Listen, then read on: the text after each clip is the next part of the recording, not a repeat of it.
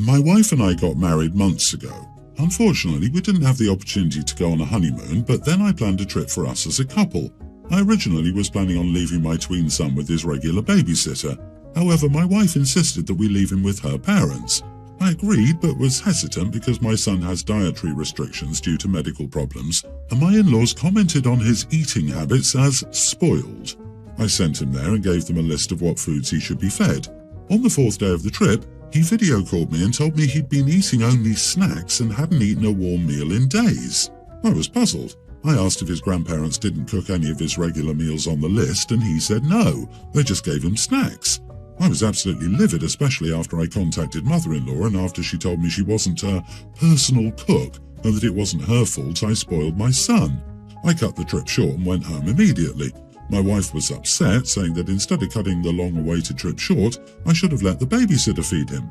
We fought and she told me that her parents owed me nothing and that I always ruined things for us. Now I ruined the trip she paid for. Am I the idiot? Not the idiot, but you've made a serious mistake marrying this woman, and your son will suffer for it in the end. She has no compassion for your son and doesn't fall far from the idiot tree.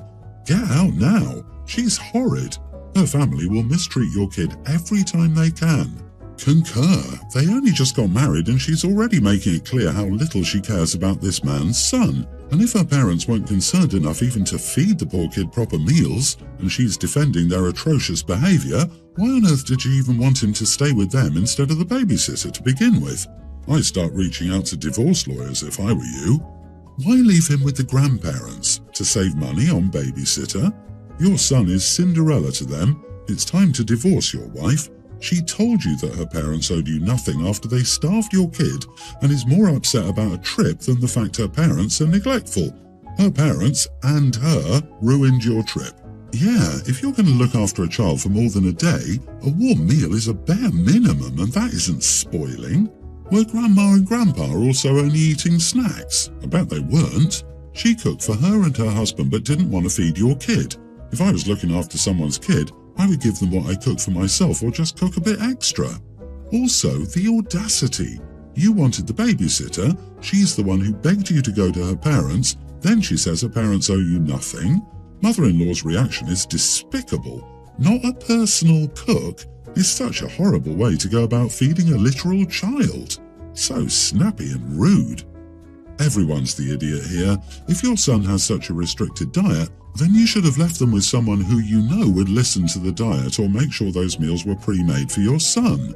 Obviously, your in-laws should also have put in a little more effort on their part for your child, but it seems like they previously made it clear they would not. So why did you agree to leave him with them again? If his medical needs are not that serious, then you are overreacting. My girlfriend is crazy about skiing. She used to compete in free-riding competitions. We met in Colorado where she was always skiing in the winter. She had retired from competing but still would ski as much as possible. 3 years ago, I told her I had to move for work, and if she didn't come with me, we would have to break up because I'm pretty sure my location change was permanent. She wasn't happy about it, but she moved with me. But now all our vacation time is spent skiing. I don't like it, but I asked her to move, so I tolerate it. Recently, we took 2 weeks off to go skiing in Banff in British Columbia. The thing that bothers me is that she prioritizes skiing over my comfort. We leave so early, around 5 or 6 a.m., so she can hit the slopes first thing. It takes 1 or 2 hours to drive there, and she skis the entire day. I want to get up at a more normal time and not ski until the very last moment. I like skiing too, but nowhere near as much as her. On Saturday, we went up to the slopes, and she was skiing the whole day, didn't even bother to eat, she just packed a few energy bars. Then she texted and said she was going to find this hard-to-find backcountry route at the top of one of the lifts. It was nearing the end of the day, and I was angry and I wanted to go home. I told her to get back down immediately, and she said she'd be down in 30 minutes. I was in a bad mood because I had to eat by myself because she didn't want to take away from skiing time. I sent her a text message saying if she wasn't down immediately, I was leaving without her and she could find her own way back. I decided to wait by the car and got a text 10 minutes later saying she was hurt. I went to meet the ski patrol and she'd busted her knee. She was angry at me, saying it was my fault she was hurt because she read my text and felt rushed and did the backcountry run rushed and went fast to get down quicker. In my defense, it's probably a double black, so I think she would have gotten her anyway, but according to her, the run wasn't hard, and she would have done it if I didn't send her that text. We aren't sure how serious her knee injury is, but she can't walk. She's crying because it means she might not be able to ski to the same level anymore, and she refuses to talk to me about it. Am I the idiot? She prioritizes you year-round over herself. This woman loves you enough to put aside her passion for you, asking only for a few times a year to enjoy what she loves. Instead, you make these times as difficult as possible for her, then stress her to the point of injury. While she's responsible for herself while on the slope, your "I'm leaving immediately" comment contributed. You are the idiot. Do you even like your girlfriend? And his defense is, she probably would have gotten injured anyway. Why do you have to make the ski trips together? If you don't enjoy it, why can't this be something you don't join in for? Without you, she can enjoy herself unencumbered. Because he's afraid she won't come back. Notice everything is an ultimatum for him. Move or I will break up with you. Come down or I will leave you. Inside, he's afraid she'll take him up on it. I do hope she realizes this and takes it to heart when she gets healed up. Yeah, no compromise, controlling, self-centered, no sympathy. There is absolutely nothing in your whole story that doesn't scream entitled selfish idiot. She chose you over her passion for skiing, and you can't even put her first for a few weeks a year to let her enjoy it. You issue an ultimatum because she dares to ask for an extra 20 minutes to enjoy something that you seem determined to ruin for her. I hope to God she dumps your selfish butt and her knee is okay. Maybe she'll meet a hot physio and they can ski off into the sunset together. I, 25 female, am getting married to my fiancé, 23 male, in a few months. My sister, 31, and her husband, 31, have 2 sons, Callan, who's a young teen, and Vincent, a tween. My sister and her husband are both great parents and try their best to teach their kids empathy and responsibility. So far, Callan is a kind young man. He still makes mistakes and dumb decisions, but he's a good boy. Unfortunately, Vincent is not. He's been a bully since kindergarten and is only getting worse. He just started seeing a therapist. His parents have tried all forms of punishment and teaching without hurting him, no hitting or yelling, but nothing seems to work. They've tried taking away his phone, having conversations, etc. About a year ago, Callan was introduced to a new friend through one of his friends. The new friend is transgender. Callan and his other friends have all become really close to this boy. They bond over sports. This boy has also been to some local events for LGBT youth and has a few trans friends, one of them being a girl who we'll call Rose. One day, Callan and his friends were introduced to Rose. Callan instantly had a crush and asked her out shortly after meeting her. 6 months later, they're officially dating. Callan has dated a few girls in the past, all were cisgender.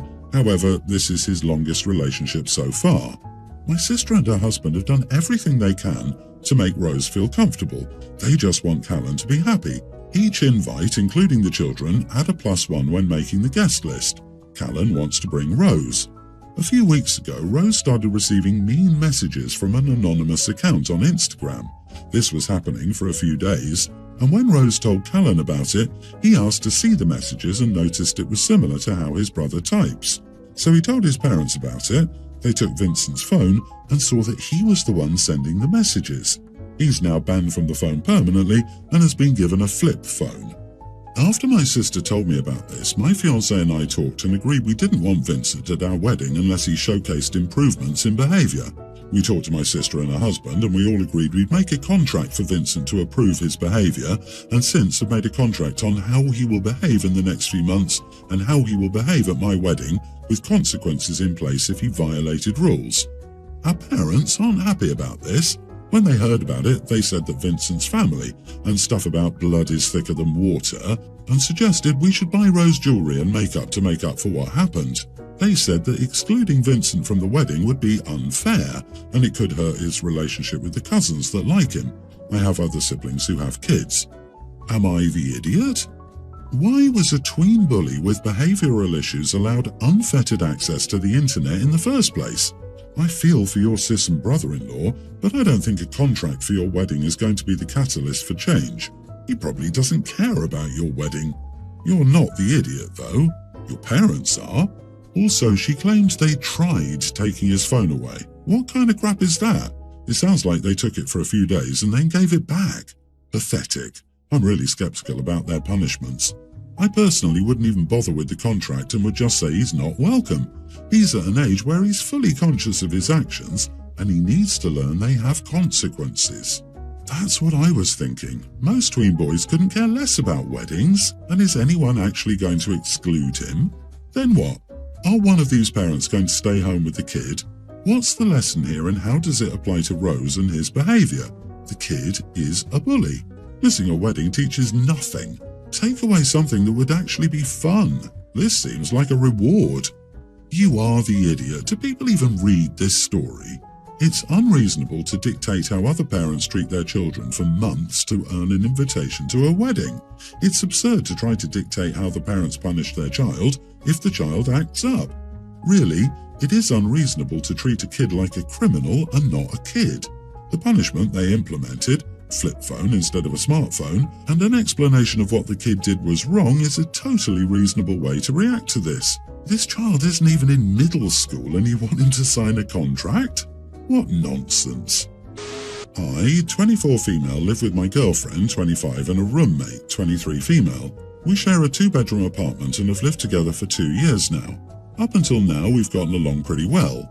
My roommate has an elderly cat. The cat is honestly kind of mean. She doesn't like my girlfriend or me and will run away if we try to pet her or pick her up, so we just avoid each other. My roommate asked if we had cats before moving in because she said her cat doesn't like other cats. We didn't have any pets at the time, so it worked out.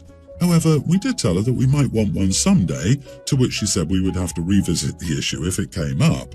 Well, my girlfriend and I have gotten to a place where we really want our own pet. We saw a kitten at the shelter and fell in love with him. We got the okay from our landlord and brought him home last week.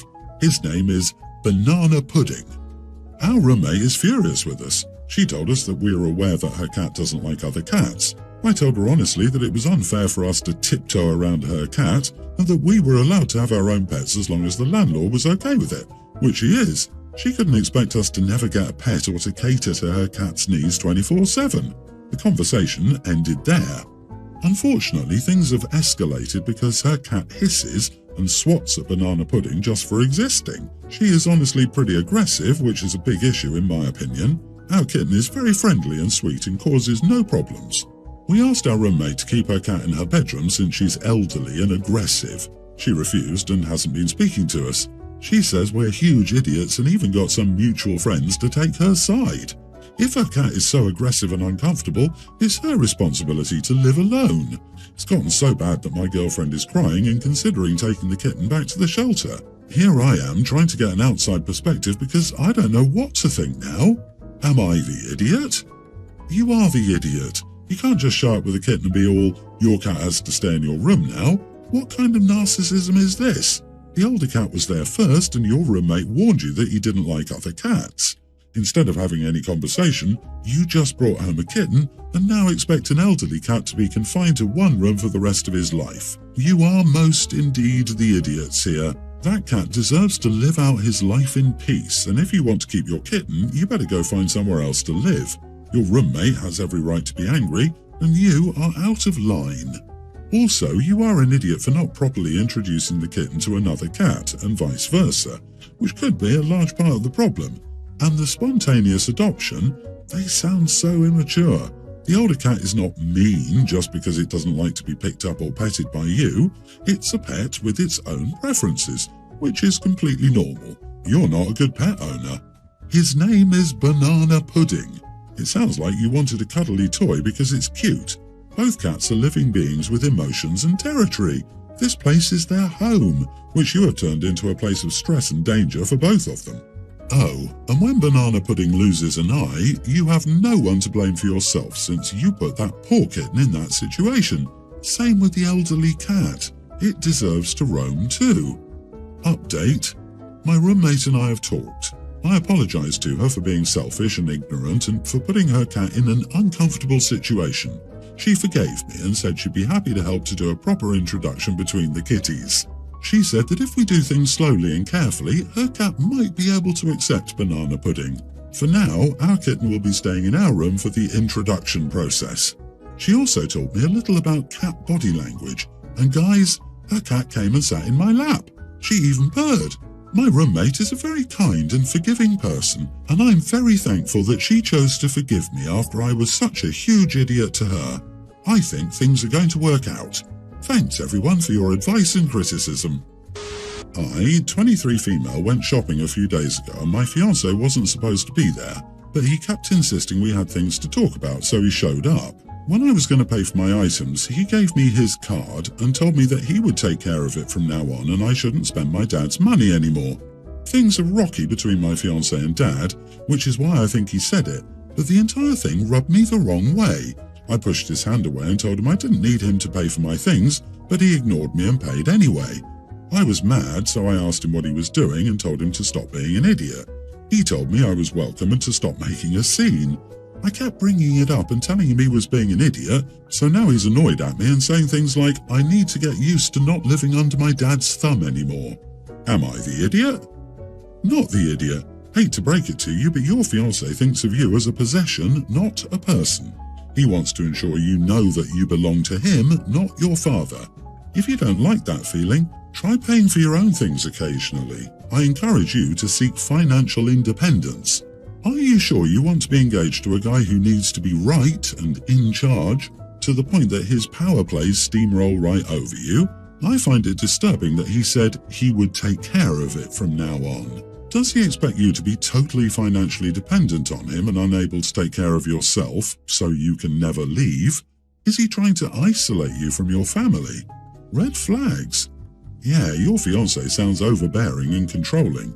Why is he insisting on joining you when you said you wanted to shop alone? And heads up, financial control and abuse are a real thing. Make sure you are financially secure on your own in this relationship so you aren't relying on him or your dad. Good luck.